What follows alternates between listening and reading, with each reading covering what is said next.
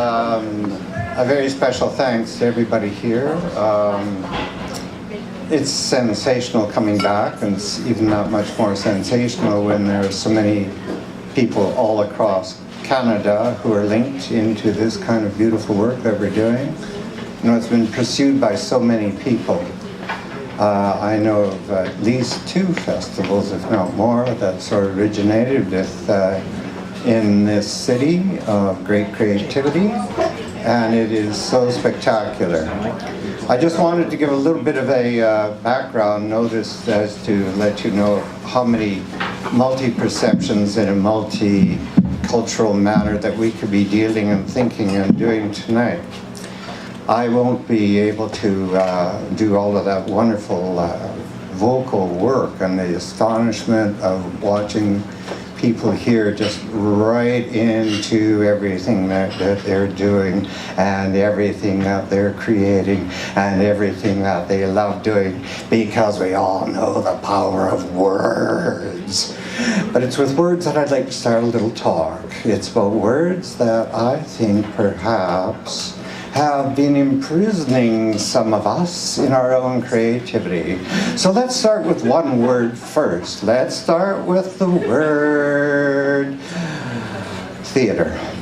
Now, I'm not saying I'm negative to theater or anything else. People say, "Oh, Jerry, why are you so anti-theater?" And I said, skip anti-theater. I'm far more Uncle Performance. And let's not forget that. Okay, so onwards we go. And the other part of it is just seeing how we can actually get into emancipation, enlightenment, and enrichment through savaging the dictionary and taking words into freedom land, where you can start to create your own dictionaries. Because I am so tired of being told what words mean for my whole life. I have to replicate, duplicate, imitate, perpetuate, memorize, plagiarize, and then give it all back again, and then get a mark, and then everybody knows that you replicated, duplicated, imitated, perpetuated, and plagiarized and did all those things correctly. Did I get an A? Did I get a gold star? Oh, not a silver star. Oh, not a bronze. Oh, God, Sochi. Or was it Sochi? I'm a dyslexic, okay? So, I mean, don't even try to help me along with words that I've never been helpable with. So I just I thank you for your understanding of the developmental disability that seems to have, I've got through it somehow because I was always making up things. I was daydreaming all the time. On report cards, you used to have things, daydreaming, who got all the best checks, talkative, who got all the most checks. But anyway, you know, we all survive and do our things as we do. And a special thanks to Sherry D. Wilson, who just delivered the most magic black fluid acceleration of espresso from wherever it came from. I just have to let you know, because it's usually how Sherry D and I are talking most of the time, because one doesn't know when one is talking or not talking, who started or whatever, and the whole thing starts to float right up into the Academy of Canadian Space Cadets.ca, of which I still have that website thing for, and it's going to go up. The other part of it is everybody's saying, well, how do you register in the Academy of Canadian Space Cadets? And I said, well, the second part that has to come up to this, it's going to be called clownu.ca. K-L-A-U-N. So with that in mind, just happens to be, as you noticed, and we're told, well, so let's find out what a clown does with a dictionary. Oh, it's slipping. It's all right.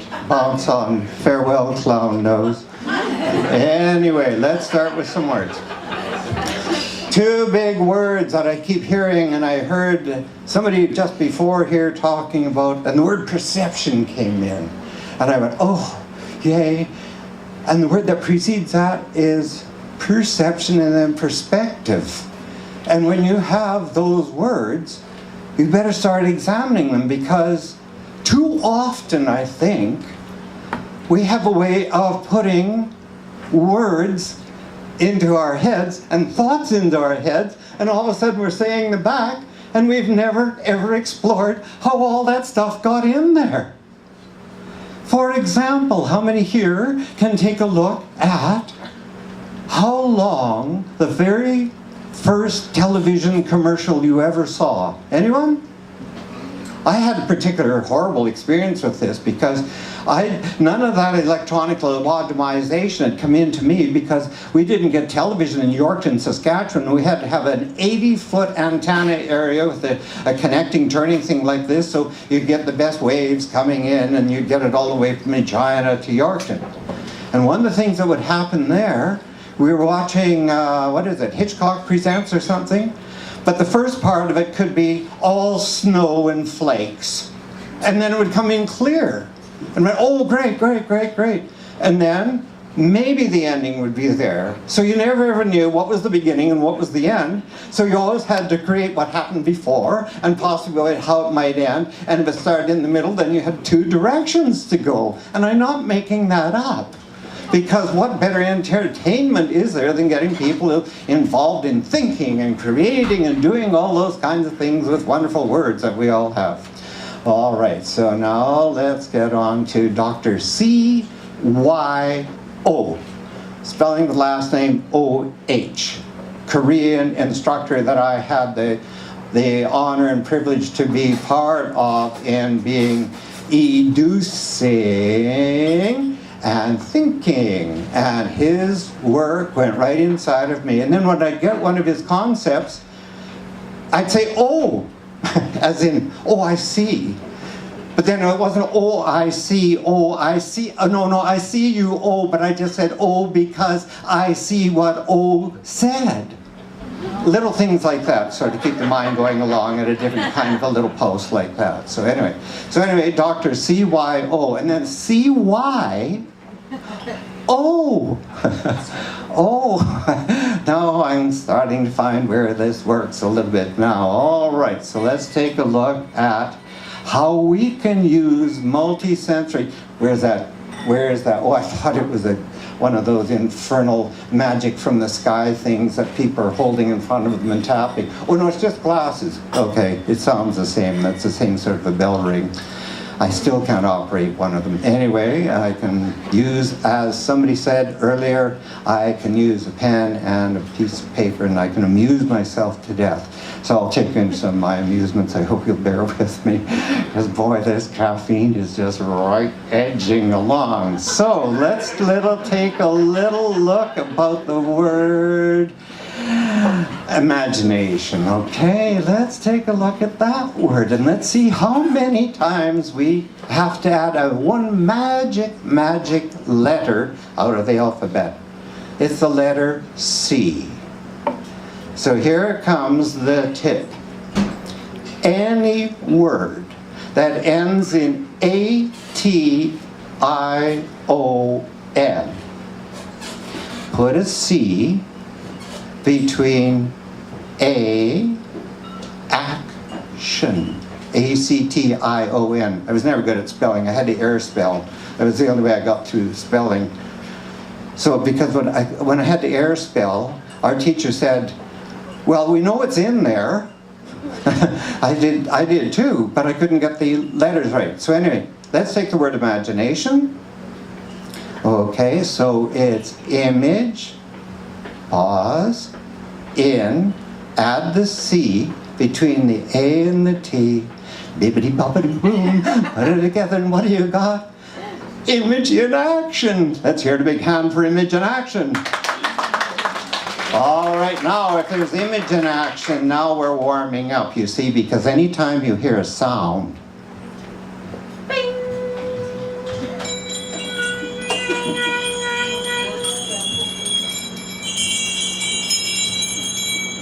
Close your eyes for a minute and go into the magic of your own sound in action, images in actions as you are listening to this work.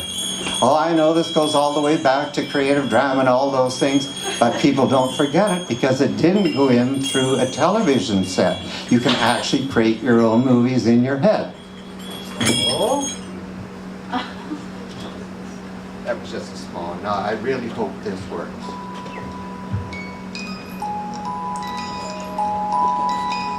Is it picking up? Yes. Yep. There, see? We could be doing our whole entire soundscape now. And where is it happening that you're seeing this happening? Mr. Rogers' neighborhood. Mr. Rogers' neighborhood. Wow, I never knew that. Because it's from Swan Lake, or Swan Lake. There's a play on vowels in the words there. Anyway, if you put that, oh, what do we do here? Oh. So we can change the theme. I'll have to use the fish to keep it going, okay?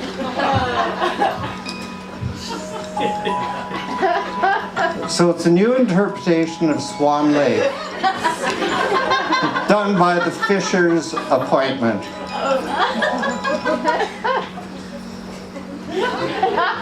And then up on the edge.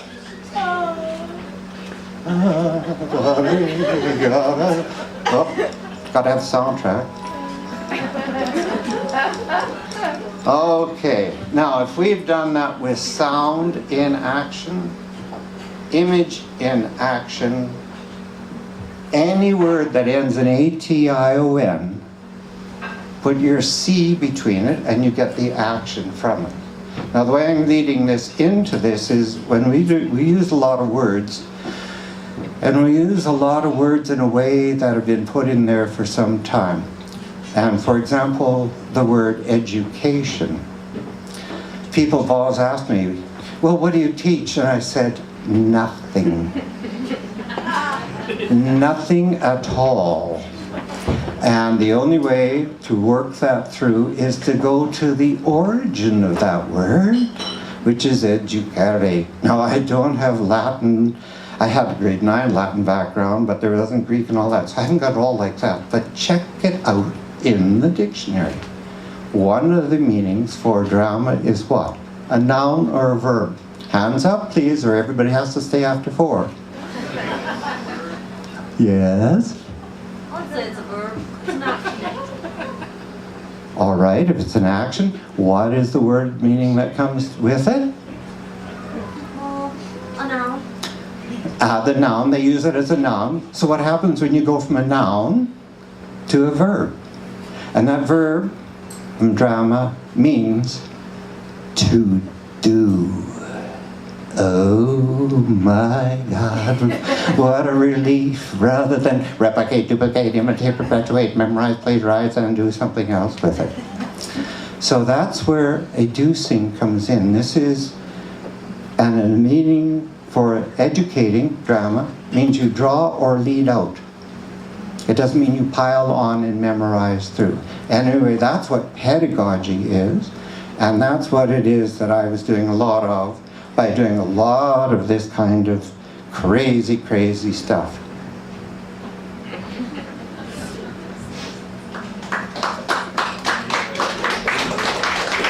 Now, here is something that I found in my many things that I collect from abandoned farms and things like this, and I just sort of hit on it the other day.